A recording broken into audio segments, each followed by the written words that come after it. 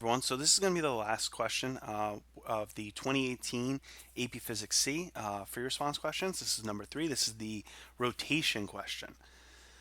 Now, if you go down here, this one actually starts off very similar to the previous question, where right off the bat, they're being asked to use integral calculus to figure out what the rotational inertia is, and to show that it's ml squared over 2. Now, the really nice thing is that this gives us a really good final answer of where we're supposed to go. So we can actually kind of force our way to this answer and almost work our way backwards. So just keep that in mind. Now, if you'll notice here, the reason we have to use integral calculus is because they give us a changing linear mass density.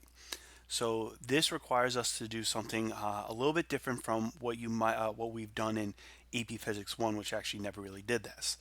So the main way that you're supposed to do this is start off with the equation for the rotational inertia of a system. If you look on the reference table, it's given like this. Now, because of the fact that they're using the term x in for the radius, I'm actually going to change this so that this is x squared dm. Now, here's the issue. If I go to plug in this equation right now, I'll end up having an issue. If I rewrite this so that it's actually x equals lambda L squared over 2m, lambda L squared over 2m dm. All these numbers in here, the lambda, the L, the 2, and the m, are technically constant, but at the same time change. Like the rotational inertia does change as I go along here. So I wouldn't be able to do this. It's not appropriate yet. So before I can actually plug this in, I actually have to rewrite the dm term so that it's actually in terms of x, because that's the thing that's going to be changed, like the direct change that is going to be affecting the rotational inertia is how far away we are from the center. So the easiest way to do this is first we have to go with the definition of what linear mass density is. It's mass divided by length. What I can do is turn this into a differential as dm over dl. In this case, the length that we're using is actually going to be defined as r. Sorry, not r. It would have been r, but they're using x, so it's going to be actually dx. If I rework this, I can now replace this to be lambda dx. So now my integral becomes x squared lambda dx. If I plug in lambda into here, I have the integral of 2m over L squared. There's an x squared and an x here, so that becomes x cubed dx. This is a very common trick, so if you didn't realize how to do it this time, the more you see this question, I would recommend try looking at previous questions, and then eventually you will start to get the hang of it, because this is a very common tactic. Now we can integrate this, and this is easy. The 2, the m, and the l are all constants, so I'm just integrating x cubed. This becomes 2ml squared.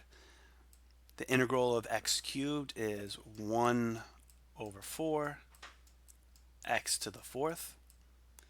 I'm going to evaluate this between 0 and L. The 0 is pretty easy, so it's going to end up being 2m L to the 4th divided by 4L squared. These L's drop out, 2 of them up here. This turns this into a 2. And as I can already see, I end up getting ml squared divided by 2.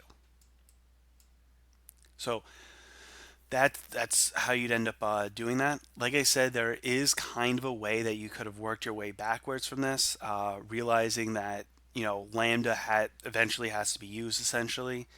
You could have realized that you would have had to have something like L to the fourth here, um, and that's being related to this x squared. That only works if it's an x cubed.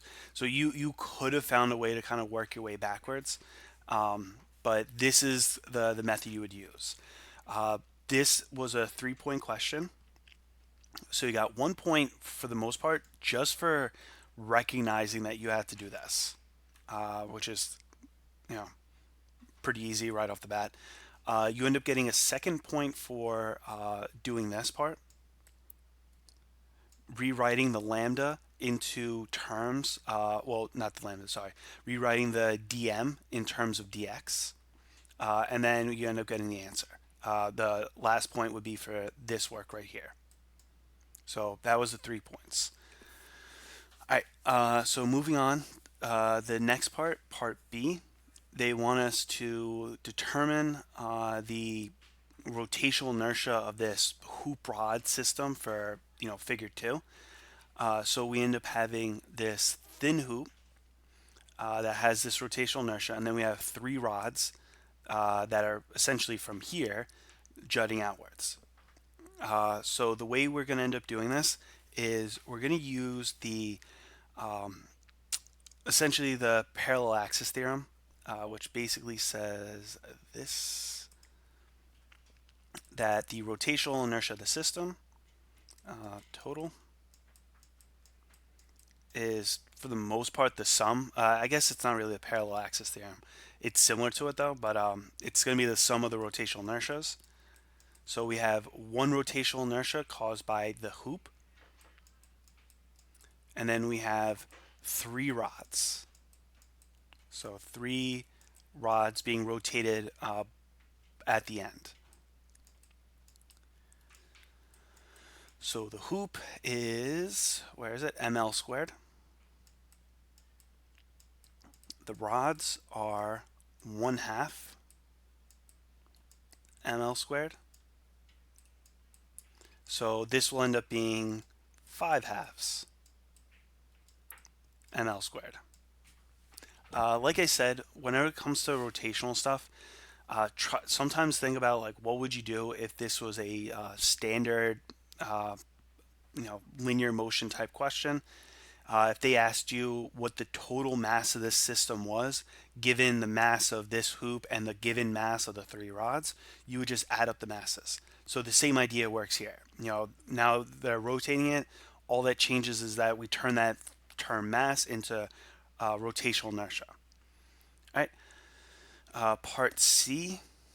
So it's starting at rest, and then it's going to have a force of F exerted on it, and we want to figure out the angular speed given all that stuff. All right. So the way we're going to go about that, actually, before I continue, I just want to point out this was a 2 point question. You got 1 point for, I guess it would be that. 1 point for that, and then 1 point for getting the answer. All right. So moving on to this one, to find the angular speed, well, just like in any scenario, if you have, if you want the final speed, you're pretty much using this, and then combining it with the fact that acceleration is just force divided by mass. So we're going to just replace this with the rotational versions.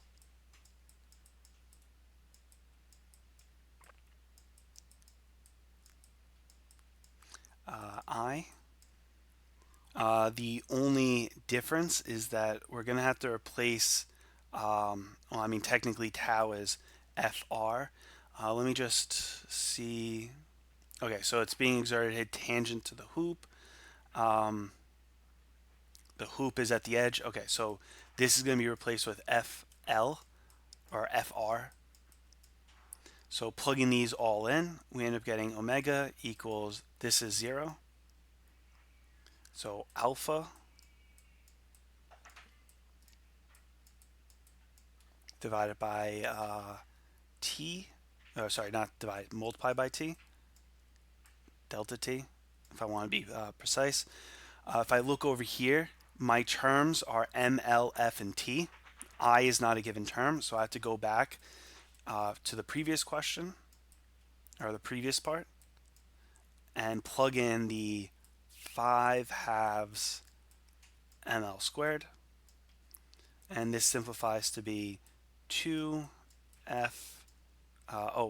there's L and an L, so 2f delta t over 5ml. It's always helps to use unit analysis to make sure this makes sense. And if I do that, I would end up getting radians per second as my final answer, or essentially just per second. All right, so this was a 3-point question. You got 1 point for recognizing this. Actually, no, you got 1 point for doing these two. 1 point for recognizing that essentially the torque was FL.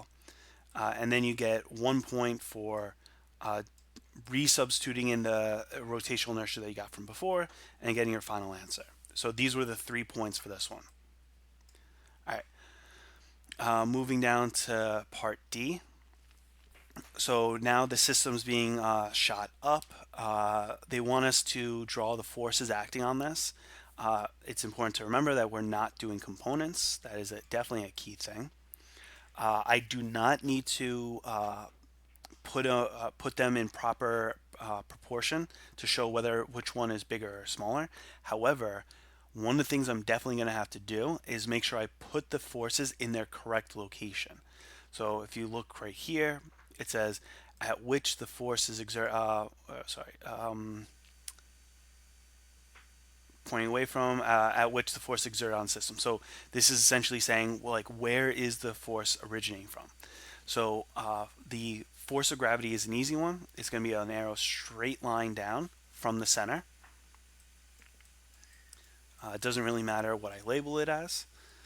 Then we have a normal force, which is a contact force from the surface, and it goes perpendicular. So let me try and draw this properly.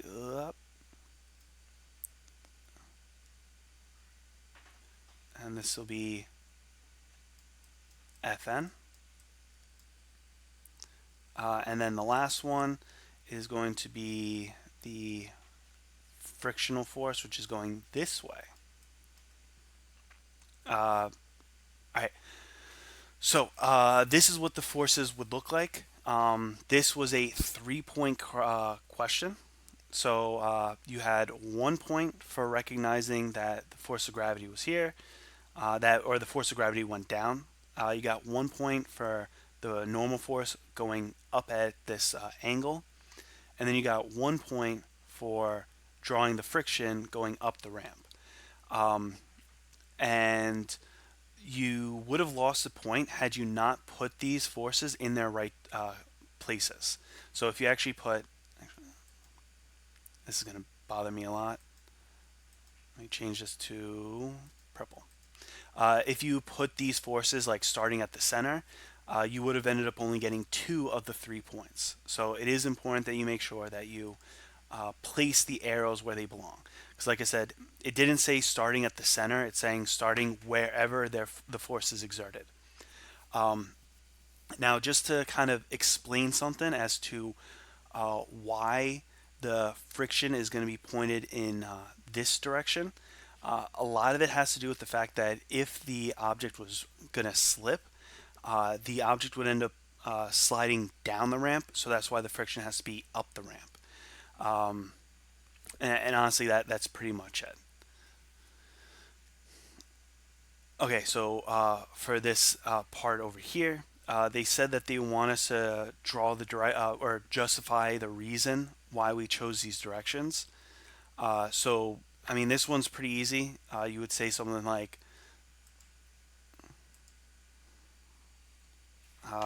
the force due to gravity always points downwards. The normal force, you know what, I actually want to change this. Always points downwards, originating from the center of mass. Yeah, I like that a little bit more. Oh, oops, that is not what I wanted. Okay. Normal force always acts perpendicular away from the surface, originating the point of contact. And then you could say the frictional force will be opposite the direction of the rotation. Um,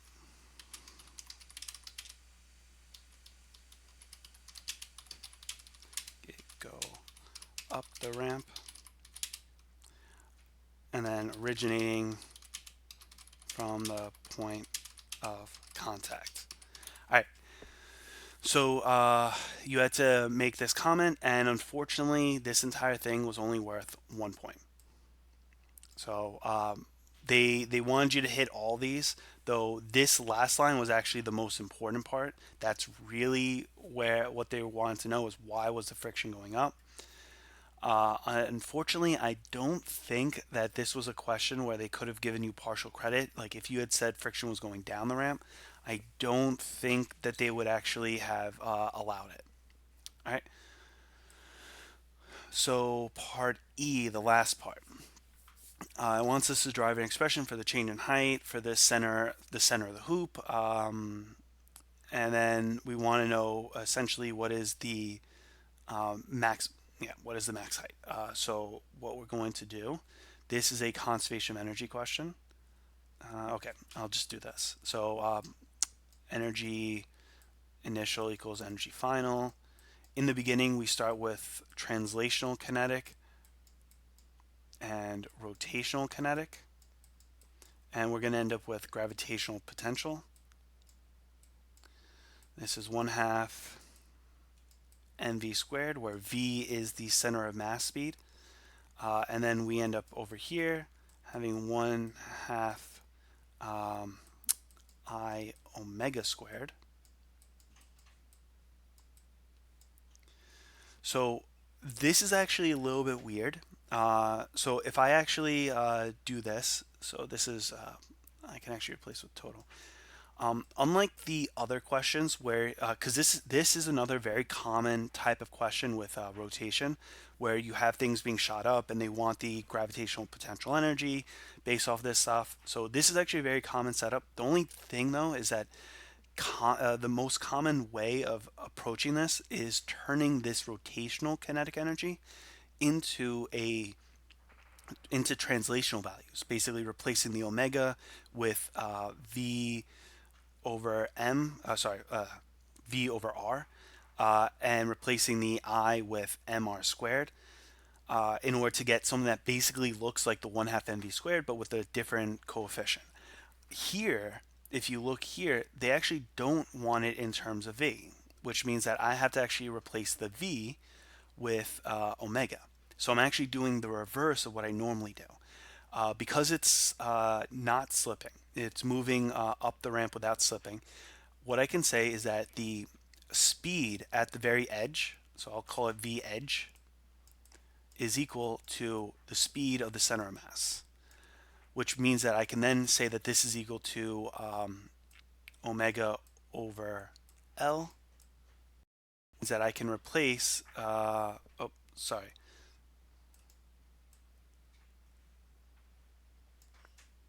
I wrote that wrong. Omega times L. I was still thinking about doing it the other way.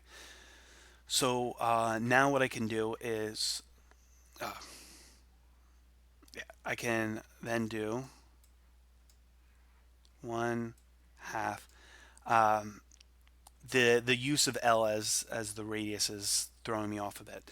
So I can then plug this in and have this be m total is omega squared L squared plus 1/2 I omega squared equals, as I could do, mg delta H. All right, so one thing I can do, I think I'm probably gonna want to leave a lot of these terms as is. Trying to think of what else I could do. I guess I could move out a 1/2 omega, so omega squared. This will be mt plus it divided by 2. Let me, I'll do that. mt, what is it? G. So now what I have to do, let me actually go back up here to see something. The mass of the hoop is m. All these things have a mass of m as well. All right, so the total mass is going to be omega squared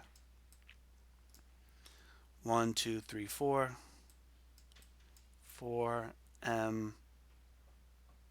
Wait a minute. I accidentally dropped the L squared.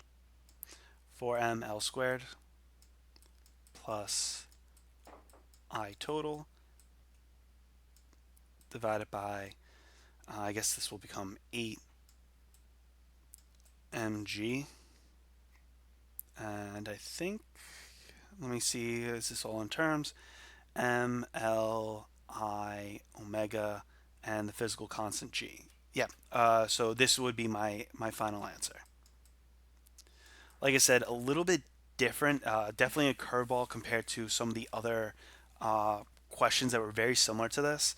Like I said, normally you're doing it the reverse, finding replacing the linear versions, but this time they kind of switched it up. This was a 3-point question, so you ended up getting 1 point if you got up to, let's say, up to about here. Yeah, let's say up to here. That was about 1 point. You ended up getting another point for doing this part, where it was replacing the linear speed with omega L. And then you get your last point for this, well, not that part, this part. Plugging in the mass that you got from before to get your final answer. And that was pretty much it. You should notice that with this question, this one was definitely a little bit trickier in the beginning, at least with this part, but then all the other parts were pretty straightforward. However, they require a lot of experience with these rotation questions. This is a very common and very popular rotation question. So it's one of those things where you should definitely practice it. If this question was giving you trouble, practice the other versions of this. I'll make sure I go over them. And then if this ever pops up, then you'll be able to handle it. One thing to also notice is if you thought that this question was tough, pay attention to, I was going to say, look back to the previous questions in this set. You'll notice that those other two questions were extremely easy compared to this. The first one was essentially a glorified regents, fairly basic AP1 question where you had to linearize data and then figure out the acceleration. There was no calculus involved. The second question did have one calculus part, but then the rest was, like I said, another glorified regents, basic AP question of conservation of momentum and energy. This one was definitely the tough question, but it's when you take it all together, it's definitely balanced. And if you did well on the other two and didn't do so well on this, then you're still pretty good and on a strong case to get a 3 or at least maybe even a 4, depending on how well he did on the other parts. The key thing though is to try and figure out what aspects get asked a lot. What are some common tips and tricks to approach them? Like something like this, so that you have the greatest chance at kind of getting the problems. Like I mentioned before, whenever you do a rotation, sometimes it's really helpful to think about how would I answer this if it was a linear case, and that kind of helps you guide you to what equations you should use and how you should use them. Like I said, for question 2, if this was just talking about mass, you would have just added them. So do the same thing here, and you get full points. For part C, they're looking for a final speed and they give you a force. You would do this, so use the same equations in the exact same way, just replace the variables. So a lot of these you could, even if you weren't really sure, like this part threw you for a loop and you weren't really sure how to handle it, you could have easily gotten a lot of partial credit on here, between the FBD, the explanation of your FBD, this stuff. You could have, of the 15 points that were allowed, you should have easily been able to get at least 10 of them. Because let's see, this one, I completely forgot. Part A was a 3-point question. So, yeah, if you lost 3 of those points there, maybe you lost a point on here. That's still, or 1 or 2 points on there. That's still a really good score on this.